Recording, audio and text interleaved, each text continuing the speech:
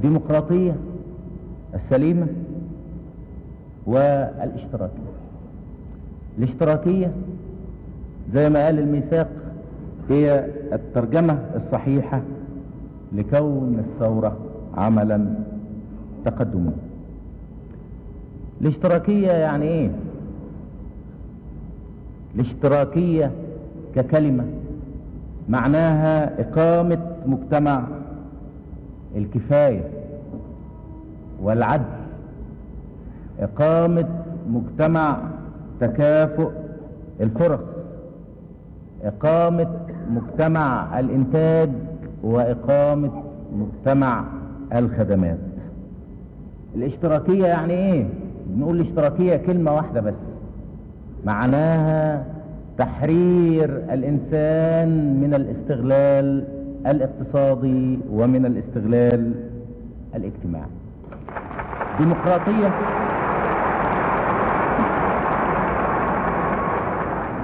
الديمقراطية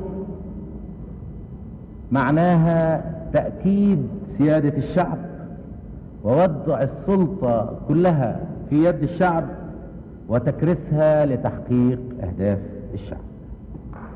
الديمقراطية هي الحرية السياسية، والاشتراكية هي الحرية الاجتماعية. الكلام ده قلناه قبل كده، الكلام ده جه في الميثاق، ولا يمكن الفصل بين الديمقراطية والاشتراكية بأي حال من الأحوال. بدونهم أو بدون واحدة منهم لا يمكن للحرية أن تتحقق. وكلنا عندنا تجربة واضحة من قبل الثورة. واجهة الديمقراطية المزيفة لم تكن بأي حال تمثل إلا ديمقراطية الرجعية.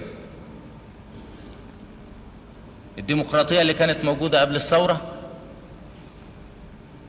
لما كانت الرجعية تسيطر على اقتصاد البلاد وثروة البلاد، وكانت هي صاحبة النفوذ، وكانت الرجعية هي صاحبة الامتيازات، كانت ديمقراطية مزيفة.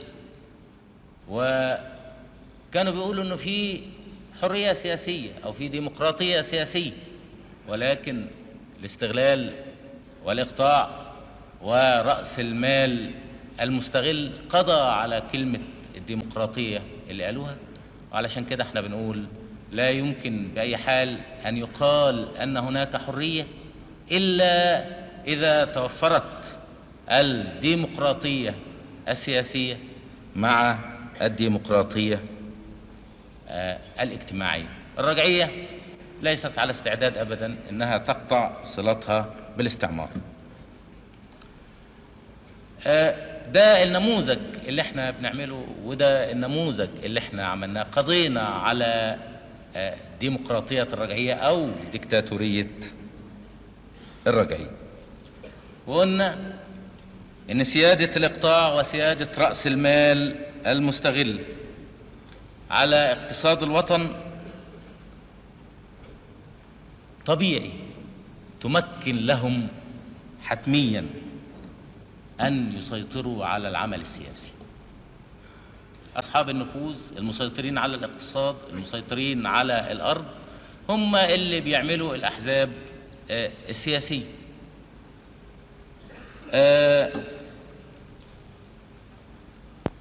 طبعا تحالف الإقطاع وتحالف رأس المال والعمل السياسي أيضا اللي كان نتيجة تحالف الإقطاع ورأس المال المستغل كان كله على حساب الجماهير وعلى حساب مصلحة الجماهير.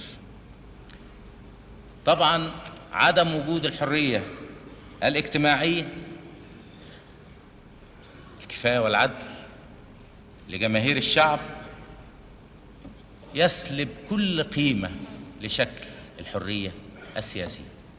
لا يمكن بأي حال من الأحوال أن تكون هناك ديمقراطية أو حرية سياسية مع سيطرة الإقطاع ورأس المال، أو مع سيطرة سيطرة طبقية. ولكن الرجعية زي برضو ما كانت بتقول عندنا، كانت بتقول إنها تتفضل على الشعب وتمنحه الحرية السياسية وتمنحه دستور وتمنحه برلمان، ولكن الثروة والاقتصاد والأرض بتفضل في إيد فئة محدودة وعدد محدود من الناس. والمال هو سلاح الرجعية، هو دبابة الرجعية، وهو الطيارة بواسطة المال يستطيعوا أنهم يتحكموا ويستغلوا، وكل هذا يكون على حساب الناس وعلى حساب مصلحة الجماهير وعلى حساب أمل الجماهير في حياة أفضل. ما قلنا عايزين نعمل مؤتمر نموذجي، كان لابد أن نقضي على كل هذه الصورة التي ورثناها وورثناها، واللي كانت موجودة يوم 23 يوليو سنة 52. ما قلنا عايزين الحياة الديمقراطية السليمة، كنا نشعر أن الديمقراطية السياسية لا يمكن أن تنفصل عن الديمقراطية الاجتماعية. والمواطن لا يمكن أن تكون له حرية التصويت في الانتخابات إلا إذا شعر بضمانات محددة.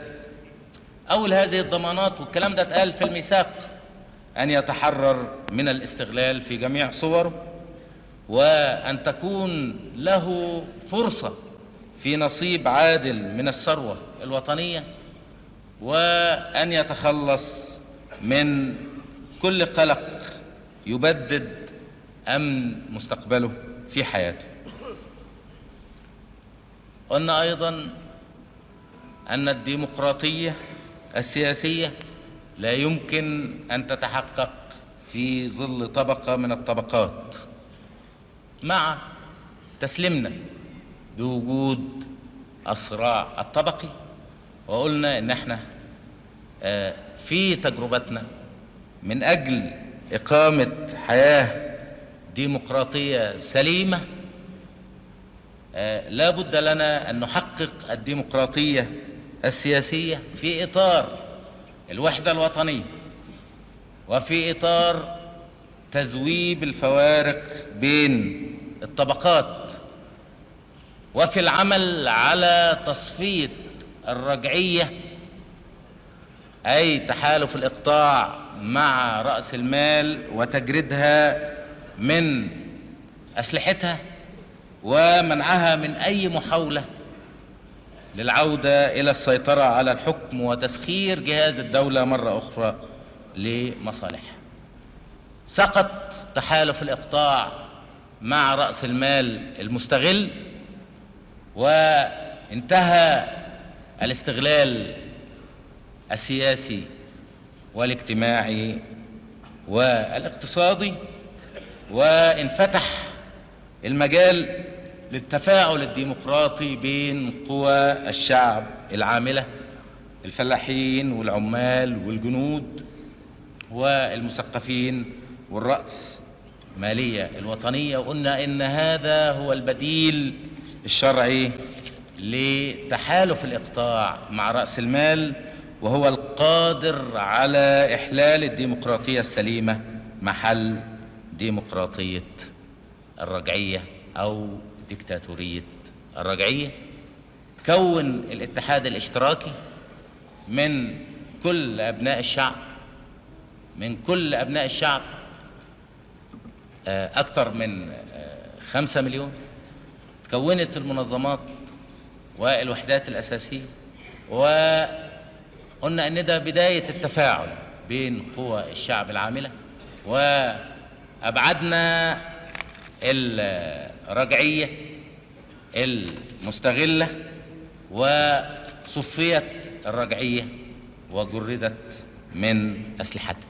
بهذا التحويل الاشتراكي في بلدنا وإقامة الحياة الديمقراطية السليمة في بلدنا بتجعل منا نموذج للعدالة الاجتماعية.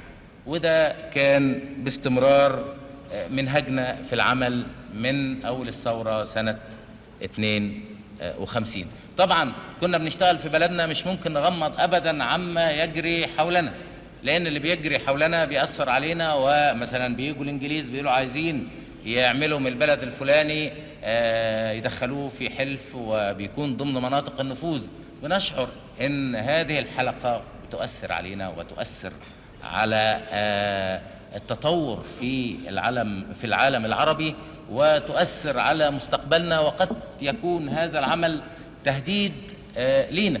ولهذا ما نقدرش نسكت، بنقول رأينا في هذه الأمور بصراحة. بنكون نموذج إزاي؟